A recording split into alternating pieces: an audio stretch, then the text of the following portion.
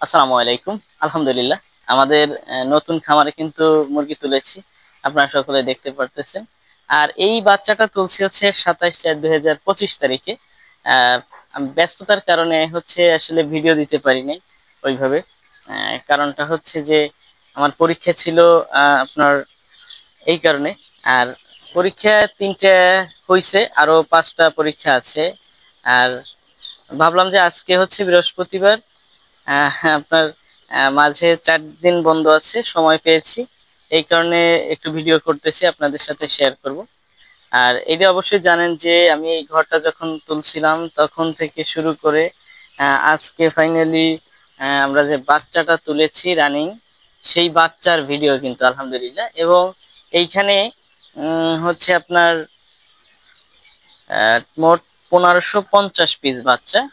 Nourish company সবসময় কিন্তু আপনার শতকরা দুইটা হচ্ছে বোনাস দিয়ে থাকে।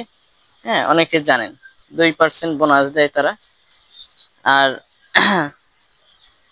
এইখানে আমি বলছিলাম যে আমরা কাজের শুরু থেকে বলছিলাম যে যখন থেকে আমরা ডিম উৎপাদন করব আল্লাহর রহমতে, যদি আল্লাহ ওই পর্যন্ত নেয়, সেইখান থেকে এবং আজ পর্যন্ত আমরা দেখাচ্ছি আজকে আহ, কোন পর্যায়ে আর কি আছে আমাদের খামারটা, এবং মুরগিটা কি অবস্থা আছে সেইটা আপনাদের সাথে একটু শেয়ার করে নিচ্ছি।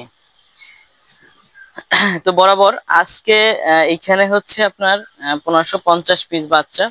আর এই বাচ্চা তখনকার দাম ছিল, ৪ দিন বয়স আজকে, তখনকার যে দামটা ছিল ৫৫ টাকা করে। লেয়ার মুরগি নারিশ কোম্পানির বাচ্চা ৫৫ টাকা করে ছিল।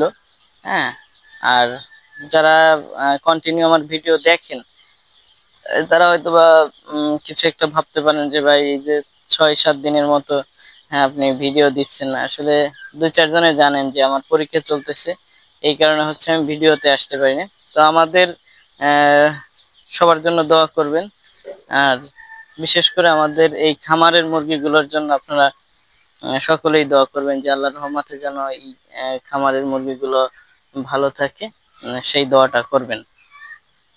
আর প্রত্যেকদিন আসলে দেখাবো যে আমরা কিভাবে কি পরিচর্যাটা করি। আজকে যে বিষয়টা, ৪ দিন বয়সে একদম সেম সকল মুরগি যেভাবে লালন পালন করা হয় সেইভাবে লেয়ার মুরগিটাকেও আমরা লালন পালন করে থাকি। ৪ দিন বয়সে কিন্তু থায়াবিন দিতে হয়।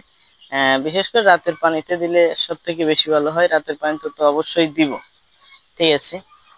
আর একটা বিষয় দেখেন, লেয়ার মুরগি যারা লালন পালন করে ঘর বাড়ি ছাইরে কিন্তু এইখানে থাকা লাগতেছে। আমার ঘরটা বেশি দূরে না, তারপরে এইখানে কিন্তু এই যে থাকা লাগতেছে। ঠিক আছে, যে ঘর রাইখে তারপরে এইখানে এই যে বেড দিয়ে এইখানে থাকতেছি। এবং এইটা হচ্ছে আমাদের সেই মুরগি। আর আমরা দুই পাশে আর কি করে রাখছি, আপনার ৭৫০ ৭৫০ এরকমের করে আহ ভাগ করে রাখছি, যে এই পাশে আর ওই পাশে যাতে এক জায়গায় জড়ো না হয়। আর এখন কিন্তু আলহামদুলিল্লাহ দেখতে পারতেছেন পরিবেশটা অনেক সুন্দর, ভালো। আমাদের এইখানে রোদ্দুর আছে। ঠিক আছে, তাপমাত্রা মানে যেমন তাপ দরকার হয় তেমনই তাপমাত্রাটা আছে। ঠিক আছে। আর পরিবেশটা অনেক সুন্দর, হ্যাঁ, আমাদের এইখানে।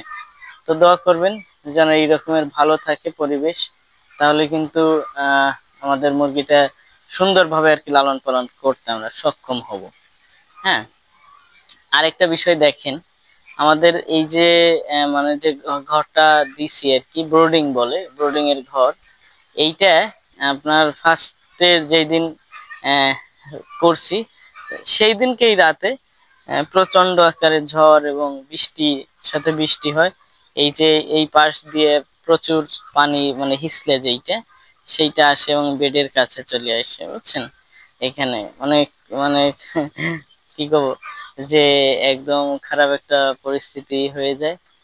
যাক, তারপরে আলহামদুলিল্লাহ সব কিছুই ঠিকঠাক হয়ে গেছে। আর এই যে দেখতেছেন পলিথিন গুলা, এইটা একদম বাতাসে পুরো একদম শেষ করে দিছিল, আবার নতুন ভাবে আমরা দিছি। ঠিক আছে, তারপরেও কিন্তু কোনো বাচ্চার সেই রকমের কোনো সমস্যা হয়নি আলহামদুলিল্লাহ। আপনাদের দোয়া ভালোবাসা, আল্লাহর রহমত। আমাদের জন্য সব সময় দোয়া করবেন। আর আসলে কি কেমন লাগছে আমাদের এই খামারটা আপনাদের, বা মুরগিগুলো, সেইটা পারলে কমেন্টে জানাবেন। তো আজকে এই পর্যন্ত, দেখা হবে অন্য কোনো একটা ভিডিওতে। আসসালামু আলাইকুম।